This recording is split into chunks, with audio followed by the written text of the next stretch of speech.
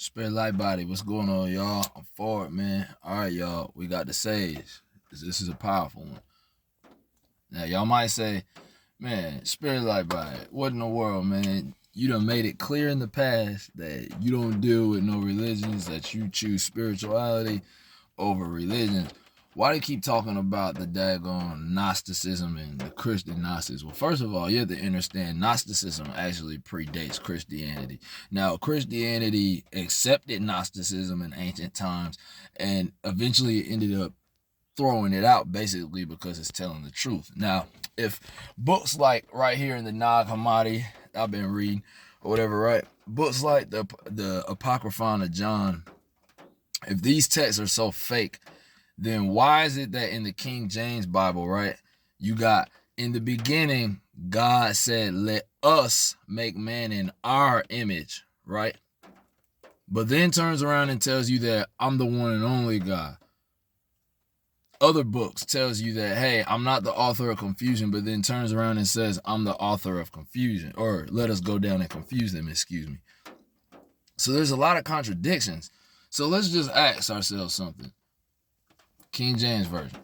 We know it's been altered. It even said don't alter it. If it hadn't been altered, then how come you got all these different versions? This cannot be made up. You see what I'm saying? This is the truth. So check this, right?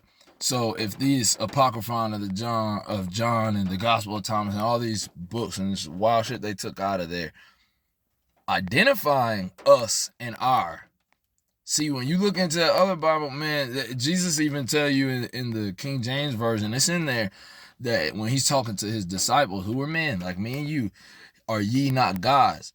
So see, the original message was twisted, not saying that I am the son of God, like saying I'm the only one. It was originally saying I am a son of the Most High, letting you know that you are too. And that's why I said don't worship any graven image. It wasn't about worshiping no other man, dog. It was about you finding the divinity inside of you and transcending your lower animalistic nature and stepping into the higher self or the higher chakras and aligning that with the lower kingdom in balance. You see what I'm saying? Not put one above the other. That's why, again, when it comes to Pharaoh, like, yo, like in there, the Nag Hammadi, they got the Egypt in there. Y'all know that Egypt was all in the Bible. Moses was dealing with Egypt. So that's what I'm saying, that when you start tracing these texts back and you start looking into this stuff, who us and our is, and this lower creator God, the Demers or Yada Baal, as he's called. And they just say, oh, God created, but this God had a name. He had a mother.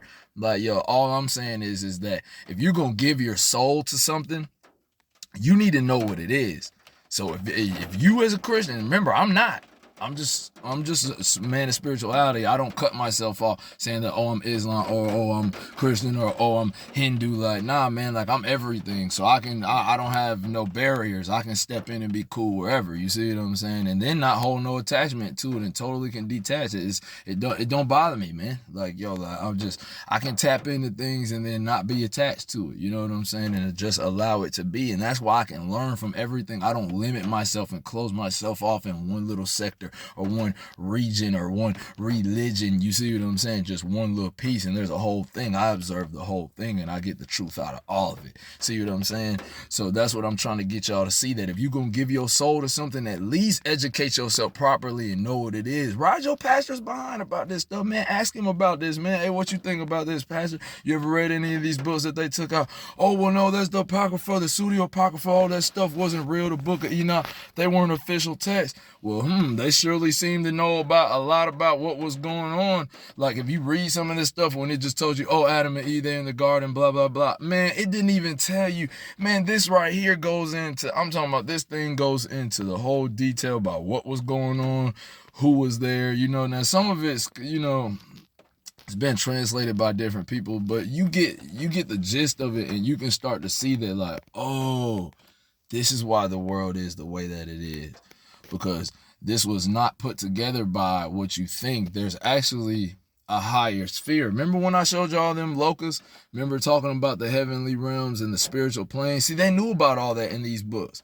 See, in the Bible that I grew up with, you know what I'm saying, the King James Version, they didn't tell you a whole lot about your soul and the soul existing outside of the body. And this right here, they talking about the soul outside the body. He's asking the Lord or Yahweh, he's asking them about, well, what are we going to do with the souls when they come out of the body? And if they didn't do this or they didn't do that, man, you start reading some of this stuff, man, I'm telling you, man, this stuff is deep, man. So it'll put you on a whole nother level. That's why all I'm saying is that this modern system today, they got the watered down cookie cutter version. I don't do that. Give me the real thing. I'm gonna go straight to the source, even older than this. You know what I'm saying? Like I told you, the Bhagavad Gita. Yo, that's why I said, like, man, like, yo, like, you need to go through the ancient text. You see what I'm saying? And really comprehend what it is you dealing with. You know what I'm saying? Before you decide to give your soul to it. Because remember, we can call this a game, a simulation, a fake matrix, whatever all you want. But remember, at the end of the day, the soul, who you and what you really are, is very real, and it pervades beyond this world. So there are things you can do here on this side that will prepare you for that great beyond, the afterlife. And then you can totally ignore it. And when you come out of the body, which you are, we all gonna do it. We all gonna come out of the body. You better be prepared. You better know this kind of stuff. Otherwise, you're going to be snacks for entities like that. And that's not a joke, and that's not a game. This thing does not play. Wholeness. I love y'all, man. Educate yourself, man. Wholeness.